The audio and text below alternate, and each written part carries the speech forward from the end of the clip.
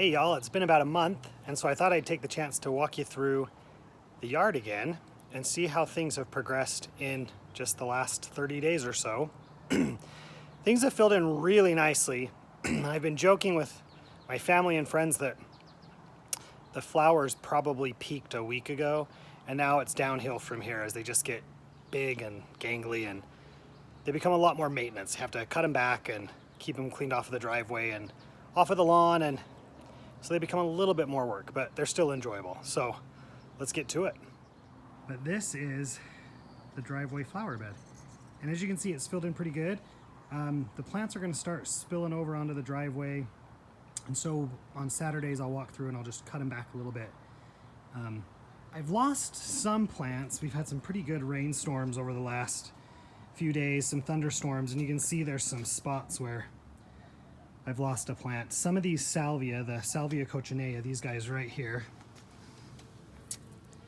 they're a little bit brittle, and so it doesn't take much weight or wind to snap them off.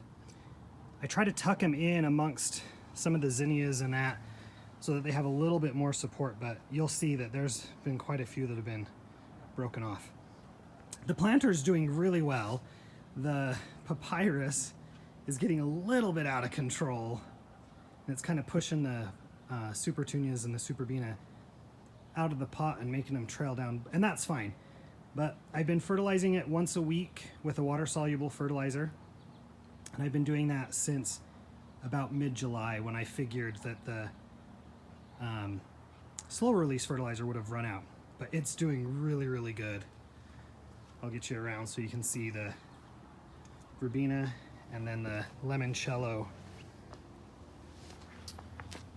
supertunias. This took a little bit longer to take off than the Bordeaux supertunia. You can see the size difference.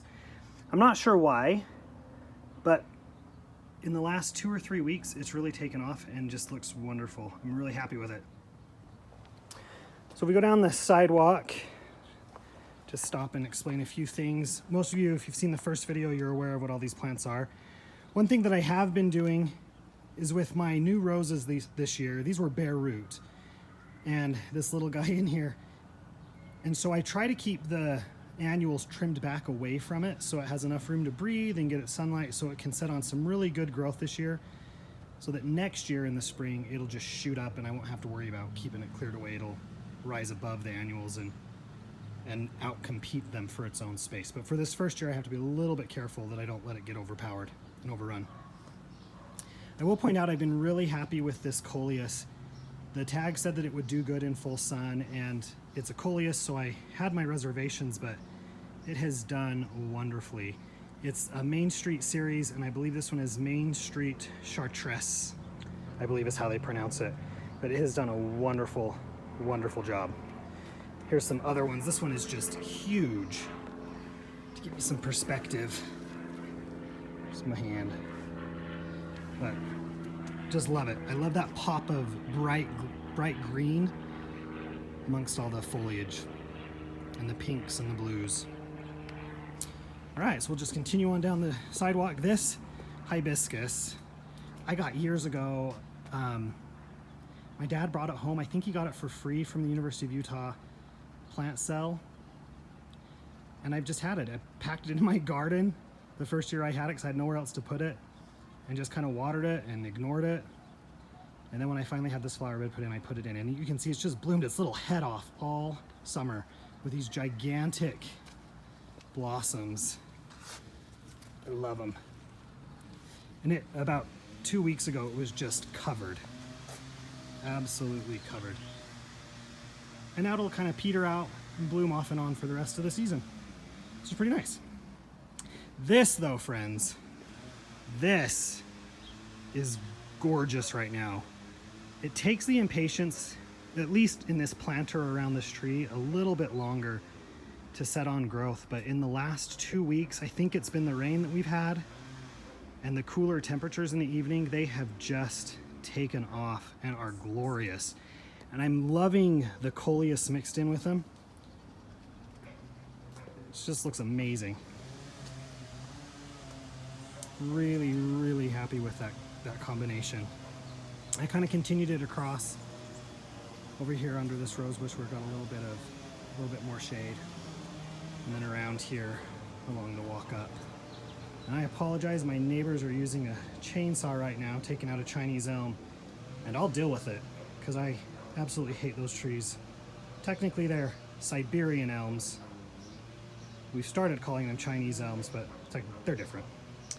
Anyway, really happy with how this has all turned out, and the color combinations and the texture differences. Across the driveway is what I call my little island in the sun, because it literally is just full sun all day long. And it gets it from morning till night, and it has done phenomenal. Last year I had chlorosis issues.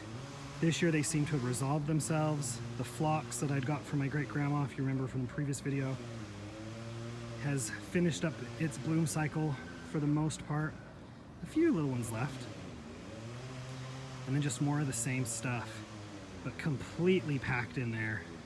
And if you remember the pictures that I posted earlier in the year, doesn't look like much, but man, these things grow and they get huge. Give you a little bit different view. All right, and then there's this view down the driveway. Then we come around the front. The roses are gonna start blooming again and start putting on better sized blooms now that the heat's hopefully tapering off through August and as the evenings get cooler. But they're gonna start putting on more size and bulk, and I'll come in and I'll trim them back so that they're not on the sidewalk and that people can walk by without getting snagged. But they're gonna look really nice here in the next couple of weeks. This one is Lady of Shallot by David Austin. This one is, oh goodness, I know this until I get on camera. That one's Golden Celebration. The other one behind it is Munstead Wood, and this is Benjamin Britten. Good heavens. But see, the blossoms in the heat, they don't get as large, the petals aren't as pronounced, and they kind of look like duds. They still smell amazing, but try and get that to focus a little bit better for you. But they'll start looking really nice as the cooler temperatures come in. And this one gets out of control about this time of year. It'll start sending out shoots. They'll get 6-7 feet tall. I have to come and cut them back so it stays a little bit more in proportion with where I want it. Come around the corner here, look around to the front, and I'm really happy with how this turned out. I tried to keep the plants a little further back from the lawn edge than I have in years past, because it's hard to mow and it's hard to keep my nice crisp edge when they're growing over the edge. People have asked, you know, what do I use for edging? And I have steel edging. It's hidden down in here. Let me see if I can show it to you right there. And I love this because it's pretty much invisible to the naked eye. It does a really good job. It's 4 inches down. It does a really good job of keeping the grass out. And then all I do is run my edger down the flower bed side of the edging, and it gives me this nice, clean, crisp edge. And so it's easy to keep the lawn out. It's easy to keep it nice, crisp, and clean. Look at that color combination. I love it. All right. Coming around the front here, this poor peony. I told you that I'm not in love with it, but it came with the house, so I've kind of kept it and have been sentimental about it. But I'm losing my attachment, and it may go next year, because this is what it does by the fall. It just starts to look really pathetic, and I don't need that in my yard. I need plants that I love. Up here is where I've lost a lot of plants through the rainstorms. So you look tucked back in here, all these empty spots. That's these beautiful salvia that the bees and the hummingbirds just love. But like I said, they're a little bit brittle, and just takes the right combination of wind and water, and it snaps them off. And the branches don't snap, they literally just snap off at the base, which is kind of annoying. And if I were a little bit more vigilant, I'd come in and stake them all, but I don't have time for that. So here we go. And then this guy right here, this hibiscus I bought this year. It's called Starry Starry Night, and a little different than the blossom up on the front, the other one on the driveway, as in it's got the dark veining through it. But what I liked most about it is it has those dark, almost black leaves. And they're a little different shape than the other one. These are more pronounced, kind of a maple leaf shape, where the other ones are a little more, they don't have as deep of margins in them. And when they're done blooming, they leave this nice chartreuse, good heavens, I'll remember what it's called biologically, but they leave a nice chartreuse shell cup where the blossom used to attach, which I think is kind of cool, striking against the dark foliage. And I liked it because it kind of echoes the purple foliage of the crabapple there, so I have some continuity and consistency across the flower bed. Even though I'm not planting the same plants, I can still get continuity by using similar colors or shapes. So there you go. And this is supposed to be a purple-leafed contorted filbert, but as you can see, by midsummer it just loses its purpliness. So it's gonna go. It's also actually a little bit too big for the space, bigger than I wanted, so I'm gonna take it out and replace it with a panicle hydrangea. Probably gonna be, I don't know. I'll have to think about it. There's a few I'm choosing between. I'll post you later when I decide. But there you go. That is the front. Give you a better view of the whole house. We'll back up here. And there it is. Kind of fun. One of my favorite views, sorry, I'm going to shake you around as we walk back here, is down the sidewalk. I just love that. It's wonderful. I also want to show you something they did along the this narrow little flower bed right up against my house. This, my friends, has been a cat litter box for probably the entirety of this home's existence, with the number of feral cats we have here. And I have struggled with them and fought them and struggled with them since I got here. And this year I just decided, you know what? I'm done. So I packed in here meadow sage, cat mint, and lavender, all heavily scented plants that cats tend to not like. And friends, I'm here to tell you, I haven't had a single cat in this bed all year. And that is a miracle. So you know what? It doesn't look the same as the rest of the beds out front here, but the cats aren't in it, so I don't care. That makes me happy. Kind of fun. Using plants to solve a problem as opposed to fight a problem to keep the plants that you want.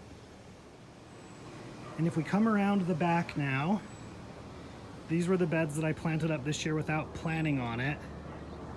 And this was the experiment I did with the Proven Winners plants.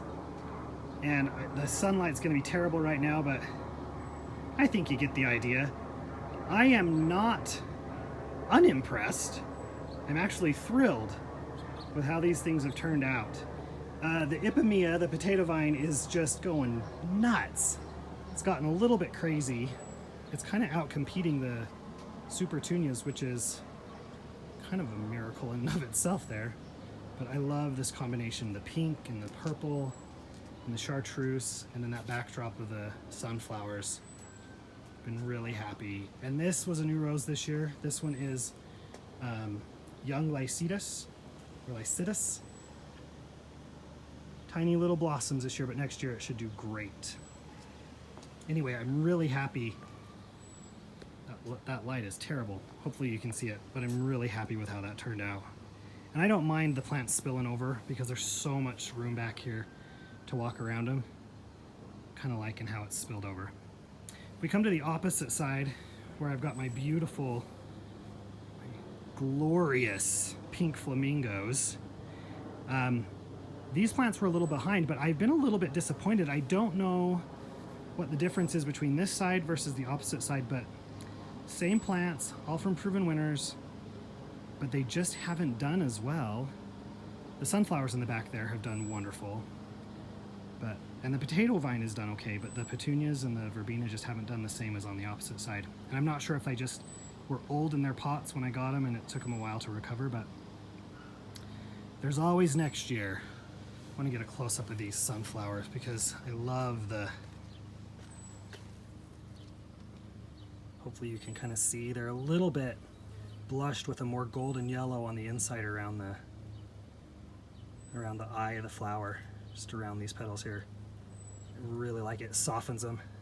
And the bees have just loved it. They've gone crazy over them. Now, I do want to show you some things that have not turned out as well as I anticipated they would. This pot, for example, good heavens. It is kind of a hot mess. I thought that grass was going to look really awesome in there. Turns out it's a little big for the pot. And the poor little supertunias, they're down in there. They're just getting lost in the fray. Hard to see because of the lighting. And even the potato vine can't compete with it. So it just looks like a mangy, I call it my mangy pot. So there it is. I have been happy with the caladiums. They've done pretty well. They've stooled out and are filling in the pot. They're kind of competing with this grass right now, but they should do okay. I imagine in about a month, just in time for fall to start setting in, they'll look amazing, and then I'll tear them out. All right, if we turn around here, here's the last bunch of onions. I believe there's about 75 of them here, and they are ready. I might do another video on how I clean them up and trim them up for storage, but they are ready to go. And these are my long storage onions. These ones will store for about 9 to 12 months, really. Copra was the variety, and they are beautiful. Perfect baseball-sized bulbs. Love it. Now as we walk out to the garden, this has been a huge success story for me.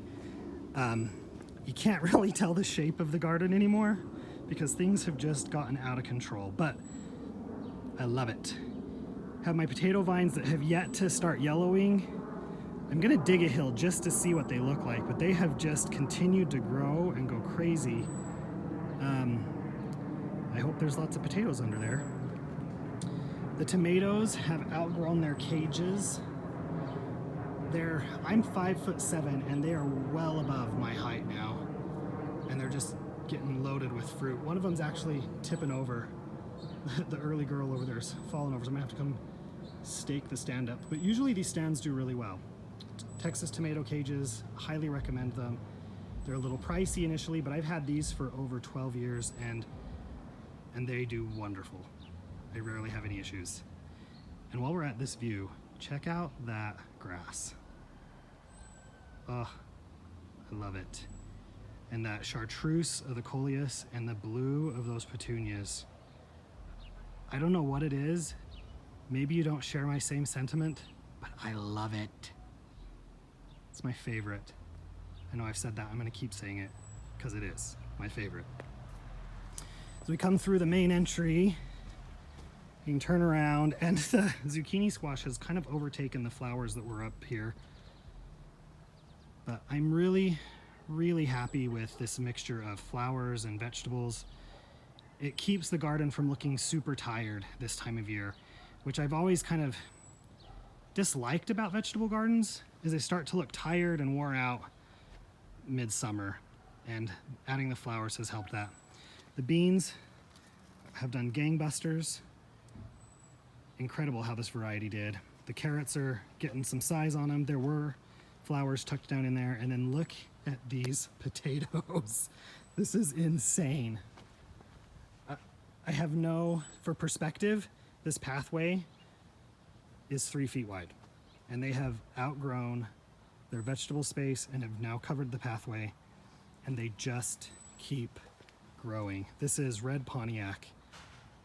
I don't even know. It's out of control, but I love it. All right, and then over here is the last section. This is the tomato that's fallen over.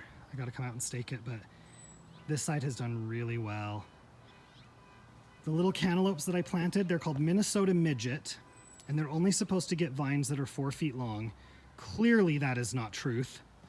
Or maybe I've done something that's made them grow bigger. You can see them poking out of the flowers over there and growing up into the stand. Oh boy. Oh, look at those nice tomatoes. Better come out and pick them. But they are the funnest little things. They're supposed to be softball-sized little cantaloupes, and if I get around here, you'll be able to see I've got a few that are setting, and they're the cutest little things. Look at those guys. How fun is that? Just the right size to cut in half, scoop out the seeds, and put ice cream in them. Sounds delicious. So I'm excited for that. And see all the tomatoes that are setting on the vines. And then the peppers, I've already mentioned in a picture post, have just done so well. I mean, sorry. These chili peppers, and they're thick-walled, just phenomenal. And I think it's because they're grouped together, they're not in rows, they're getting more even watering in this setup than they would have initially. And I know they like the heat, but I think they also like to have a little bit of protection during the midday. My experience may not be true, but it's just what I found. These are the Gladiator tomatoes, setting on a really good crop. I've had a little bit, 2 or 3 that had blossom end rot, but I've cleaned them up, pulled them off so that the plant doesn't waste energy on them and has set new fruit. And that's it, you guys. That is the garden tour. All right, thanks for watching, y'all. Hope you've enjoyed this tour. If you have questions or comments, post them below. I'm happy to answer them. Who knows, maybe your question might lead to another video or a how-to video, which I hope to be posting more of as the season progresses and as fall sets in and we start to do some changing out of the gardens and prepping for the coming spring. So with that, I hope you have a lovely day, and we'll talk to you next time.